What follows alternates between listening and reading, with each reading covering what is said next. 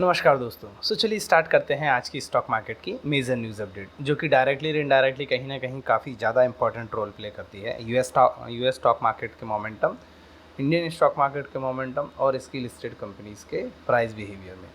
Friends, हम start कर रहे हैं ग्लोबल मार्केट के अपडेट के साथ में। ग्लोबल मार्केट में जो यूएस मार्केट है कल की डेट में वो काफ़ी अच्छी पॉजिटिविटी के साथ में कल क्लोज हुए हैं। डाउ जोन्स की बात करें 0.55%, S&P 500 1%, नैस्डैक 1.13% के आसपास तक पॉजिटिव साइड में इन्होंने कल क्लोजिंग दी है। रीज़न, प्रीवियस डे में डेटा आया था कि यूएस इकोनॉमी जो है वो एक्सपेक्टेशंस के लेवल पे या उससे अच्छा परफॉर्म किया है, एंड जीडीपी जो सेकेंड क्वार्टर वहाँ पे कंप्लीट हुआ है वो अराउंड 3% के आसपास रेट से ग्रो हुई है। एंड इसके बाद ही अगर हम बात करें तो आज की डेट में पीसीई, पर्सनल कंजप्शन एक्सपेंडिचर का डेटा यूएस मार्केट में रिलीज़ होने वाला है, जिसको कि वहाँ का जो सेंट्रल बैंक है फेडरल रिजर्व, वो काफ़ी ज़्यादा इंपॉर्टेंस प्रोवाइड कर रहा है अभी करंट स्टेटस में, कि रेट कट के जो भी डिसीजंस लेना है वो इन्फ्लेशन का डेटा क्या आ रहा है उसके लेवल पे ही वो उसके हिसाब से ही वो लेंगे। एंड पीसी का डेटा आज रिलीज़ होने वाला है। ट्रेडर्स एंड जो इन्वेस्टर्स हैं वो काफ़ी ज़्यादा होपफुल है सितंबर में जो मीटिंग होने वाली है फेडरल रिजर्व की, कि वहाँ पे रेट कट हो सकते हैं। इस वजह से मार्केट में काफ़ी अच्छी पॉजिटिविटी हमें देखने को मिली है यूएस मार्केट में। मीनवाइल अगर हम यूरोपियन मार्केट की बात करें तो यूरोपियन मार्केट में ऑलमोस्ट फ्लैट साइड में क्लोजिंग हुई है। कल कोई मेजर मोमेंटम वहाँ पे हमें देखने को नहीं मिला। जो तीनों ही मेजर इंडेक्सेस है, FTSE, CSC and DAX, almost flat side में ही क्लोजिंग इन्होंने दी है। नेक्स्ट न्यूज़ अपडेट की अगर हम बात करते हैं तो वो आ रही है ग्लोबल लेवल पे कमोडिटीज़ को लेके। कमोडिटीज़ में अगर हम बात करें क्रूड ऑयल की प्राइसेस को लेके, कल ओपेक प्लस, जो कि वर्ल्ड में सबसे major one of the major group है क्रूड ऑयल एक्सपोर्ट के लिए, इनकी ओर से कल न्यूज़ डिस्क्लोज हुई है कि ये अपने जो है क्रूड ऑयल के प्रोडक्शन को, जो भी इन्होंने पहले से प्लान किया हुआ था क्रूड ऑयल का प्रोडक्शन अपना, वो बढ़ाने वाले हैं अक्टूबर से। एक तरह से यहाँ पे सप्लाई बढ़ने के चांसेस आ रहे हैं। एंड चाइना, जो कि one of the major importer है क्रूड ऑयल का, यहाँ पे इकोनॉमिक कंडीशंस, इकोनॉमिक अनसर्टेनिटी की वजह से क्रूड ऑयल की डिमांड में थोड़ी सी कमी देखने को मिल रही है। ओपेक की ओर से सप्लाई बढ़ रही है एंड चाइना की ओर से डिमांड कम हो रही है। अल्टीमेटली ये क्रूड ऑयल की प्राइसेस के लिए नेगेटिव है। एंड कल की डेट में अगर हम बात करें तो क्रूड ऑयल लगभग 1 से लेकर 2% के आसपास तक डाउन साइड में क्लोजिंग भी देखने को हमें मिली है। नेक्स्ट न्यूज़ अपडेट की अगर हम बात करें वो आ रही है इंडियन जीडीपी को लेके। कल की डेट में मार्केट क्लोजिंग के बाद में इंडियन जीडीपी का डेटा रिलीज़ किया गया। एंड ये जो डेटा है Q1 कंप्लीट हमारा जो हुआ है मार्च अप्रैल मई में, राइट, उसका जो डेटा आया है वो 6.7% पे आया है। मींस इंडियन इकोनॉमी जो है Q1 फाइनेंशियल ईयर का जो Q1 हमारा कंप्लीट हुआ है उसमें 6.7% की रेट से इकोनॉमी हमारी ग्रो हुई है, जो कि ऑलमोस्ट पिछले 5 क्वार्टर्स का लोएस्ट लेवल है। मींस इकोनॉमी पिछले 5 क्वार्टर्स में सबसे लोएस्ट लेवल पे परफॉर्म की है। इसके कुछ रीजंस भी रहे हैं। इसी टाइम पीरियड में इंडिया के अंदर जनरल इलेक्शंस भी थे। गवर्नमेंट का मेन फोकस उस समय इलेक्शंस के ऊपर था। अर्बन कंजप्शंस के लेवल पे अगर हम बात करें वो डिक्रीज़ हुआ है, थोड़ा सा उसमें स्लोनेस देखने को मिली है। एंड गवर्नमेंट की ओर से जो एक्सपेंडिचर्स थे, चूँकि गवर्नमेंट का फोकस इलेक्शंस के ऊपर था, तो गवर्नमेंट के एक्सपेंडिचर्स भी इस टाइम में ही कम हुए थे, जिसकी वजह से इकोनॉमी में थोड़ा सा स्लो परफॉर्म किया है। बट स्टिल जो इकोनॉमिस्ट हैं, जो हमारे चीफ इकोनॉमिस्ट हैं इंडिया के, वो अभी भी स्ट्रॉन्ग है इंडियन इकोनॉमी को लेके, कि अब आगे आने वाले टाइम में इंडियन इकोनॉमी काफ़ी बेटर परफॉर्म कर सकती है। और जिस तरह से लास्ट डे ही मैंने आपको न्यूज़ शेयर किया था कि जो वर्ल्ड की टॉप रेटिंग एजेंसीज़ में से एक है फिच एंड मूडीज़, उन्होंने इंडियन जीडीपी को लेके अपकमिंग करंट फाइनेंशियल ईयर के जो एस्टीमेट है उनको रिवाइज करके अपवर्ड डायरेक्शन में मूव किया है, कि आने वाले टाइम में इसी फिस्कल ईयर की बाकी जो 3 क्वार्टर्स अभी बाकी हैं, इनमें इंडिया का जो जीडीपी है तेज़ी से परफॉर्म कर सकता है और ओवरऑल बेसिस पे हमारा जीडीपी ग्रोथ का नंबर बढ़ सकता है। नेक्स्ट न्यूज़ अपडेट जो आ रही है वो आ रही है fiscal deficit, right. Government of India या इंडियन इकोनॉमी की अगर हम बात करें तो इंपोर्ट एक्सपोर्ट लेवल पे किस तरह से इंडियन इकोनॉमी परफॉर्म कर रही है वो हम मेज़र करते हैं फिस्कल डेफिसिट के पॉइंट ऑफ व्यू से भी। ओवरऑल बेसिस पे क्या इंपोर्ट हो रहे हैं और कितना हम एक्सपोर्ट कर रहे हैं। अगर हम एक्सपोर्ट कम कर रहे हैं और इंपोर्ट ज़्यादा कर रहे हैं, सो ओवरऑल बेसिस पे हमारे फॉरेक्स रिजर्व से पैसा जाने वाला है। सो इसको हम फॉरेक्स डेफिसिट बोलते हैं। और इंडिया का जो फॉरेक्स डेफिसिट है, फिजिकल डेफिसिट है, ये करंट फाइनेंशियल ईयर के लिए गवर्नमेंट ऑफ इंडिया ने जो प्लान किया है उसका 17.2% हम कवर कर चुके हैं जुलाई तक।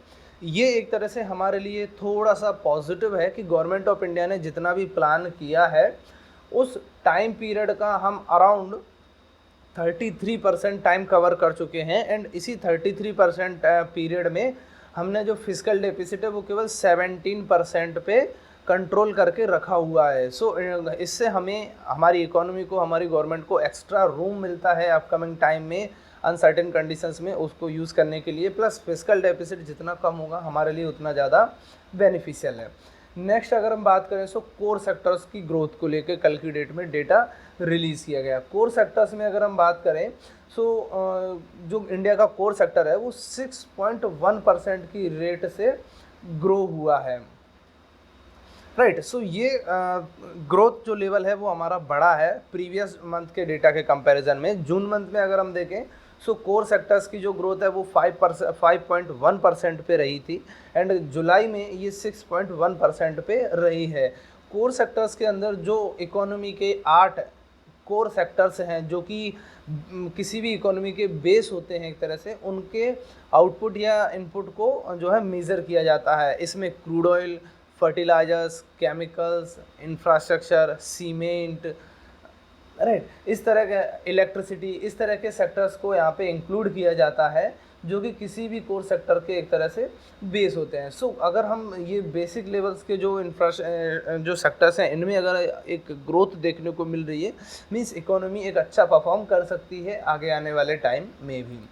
नेक्स्ट अगर हम बात करें सो इंडिया के फॉरेक्स रिजर्व को लेकर डेटा कल की डेट में आरबीआई की ओर से रिलीज़ किया गया एंड जो लेटेस्ट डेटा है वो all time high in history, India की हिस्ट्री में अभी तक इतना हाई लेवल हमने कभी भी अचीव नहीं किया है।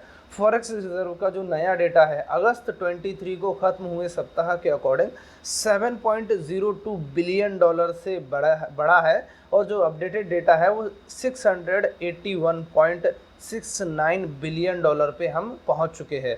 तो ये एक तरह से हमारे सेविंग होती है हमारी कंट्री की, और अनसर्टेन कंडीशन में इकोनॉमी या हमारी कंट्री करेंसी को स्टेबलाइज रखने के लिए इसको हम यूज़ करते हैं। तो ये हमारे लिए एक तरह से पॉजिटिव है कि हमारा फॉरेक्स रिजर्व बढ़ रहा है धीरे धीरे।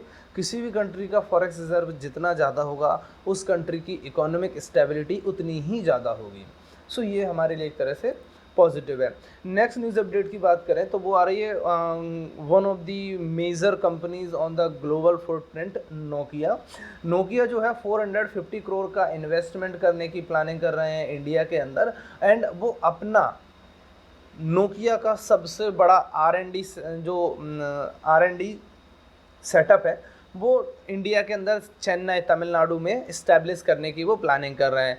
ये कोई मेजर इन्वेस्टमेंट नहीं है amount wise, but as a soft power के बेस पे देखें या एज अ सिग्नल्स या साइंस के बेस पे अगर हम देखें सो इतनी मेजर कंपनी अगर अपना R&D सेटअप, सबसे बड़ा R&D सेटअप अगर इंडिया में सेटअप कर रहे हैं तो एक तरह से ये मैसेज जाता है वर्ल्ड की अनदर कंट्रीज़ को कि इंडिया के अंदर वो पोटेंशियल है, इंडिया के अंदर वो कैपेसिटी है, यहाँ के यूथ्स, यहाँ के टैलेंट्स के अंदर वो कैपेसिटी है कि हमें अपना जो R&D सेटअप है सबसे बड़ा वो इंडिया में लगाना पड़ रहा है ताकि हमारे एक्सपेंसेस भी कम हो और हमें बेस्ट आउटपुट देखने को मिले। तो ये हमारी इकोनॉमी पॉइंट ऑफ व्यू से या हमारे जो रिसोर्सेज हैं उनके पॉइंट ऑफ व्यू से काफ़ी ज़्यादा पॉजिटिव है।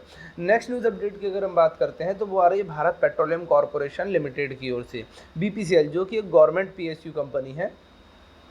वो प्लान कर रहे हैं अराउंड 75,000 करोड़, लगभग $9 बिलियन के आसपास का इन्वेस्टमेंट प्लान कर रहे हैं अपकमिंग 5 ईयर्स के दौरान इंडिया में, ताकि वो अपनी जो रिफाइनिंग कैपेसिटी है, अपने बिजनेस की प्रोडक्शन कैपेसिटी है उसको इंक्रीज़ कर सकें। तो ये एक तरह से कंपनी के लिए पॉजिटिव होगा कि वो अपना रिफाइनिंग कैपेसिटी, अपने इंफ्रास्ट्रक्चर को बिल्डअप करने की प्लानिंग कर रहे हैं। इसके साथ ही साथ वो लगभग 10,000 करोड़ रुपीज़ का इन्वेस्टमेंट अपने ग्रीन एनर्जी सेक्टर में भी करने वाले हैं, जहाँ पे वो रिन्यूएबल एनर्जी में हाइड्रोजन जनरेशन की बात करें या फिर सोलर कैपेसिटी की बात करें, तो उसको भी इंक्रीज़ करने के लिए लगभग 10,000 करोड़ का ये इन्वेस्टमेंट करने वाले हैं। तो ये कंपनी के लिए एक तरह से काफ़ी ज़्यादा पॉजिटिव है। नेक्स्ट न्यूज़ अपडेट की अगर हम बात करते हैं, वो आ रही है रिलायंस इंडस्ट्रीज़ लिमिटेड की सब्सिडरी कंपनी जियो फाइनेंशियल सर्विसेज की ओर से। जियो फाइनेंशियल सर्विसेज जल्दी ही होम लोन प्रोडक्ट्स को लॉन्च करने वाली है। सो होम फाइनेंसिंग के सेक्टर में भी अभी ये स्टार्ट कर रहे हैं अपना बिजनेस, तो एक तरह से इनके लिए काफ़ी ज़्यादा पॉजिटिव है। जियो जो कि एक रिलायंस की सब्सिडरी है, उसने वर्ल्ड की one of the major financial institution BlackRock के साथ में टाई अप करके इंडिया के अंदर जॉइंट वेंचर इस्टेब्लिश किया है। एंड इस जॉइंट वेंचर को गवर्नमेंट रेगुलेटर्स का अप्रूवल भी मिल गया है। ये अपना जो बिज़नेस है वो स्टार्ट कर रहे हैं होम फाइनेंसिंग, इसके साथ ही साथ इंश्योरेंस ब्रोकिंग, इसके साथ ही साथ वो स्टार्ट कर रहे हैं stock broking and another sectors में भी ये अपना बिजनेस काफ़ी तेज़ी से ग्रो करने की प्लानिंग कर रहे हैं। तो एक तरह से ये जियो फाइनेंशियल सर्विसेज एंड रिलायंस दोनों के लिए ही पॉजिटिव न्यूज़ है। सो फ्रेंड्स, यही थी आज की मेजर न्यूज़ अपडेट। चलिए मिलते हैं नेक्स्ट न्यूज़ सेशन के साथ, तब तक के लिए थैंक यू वेरी मच।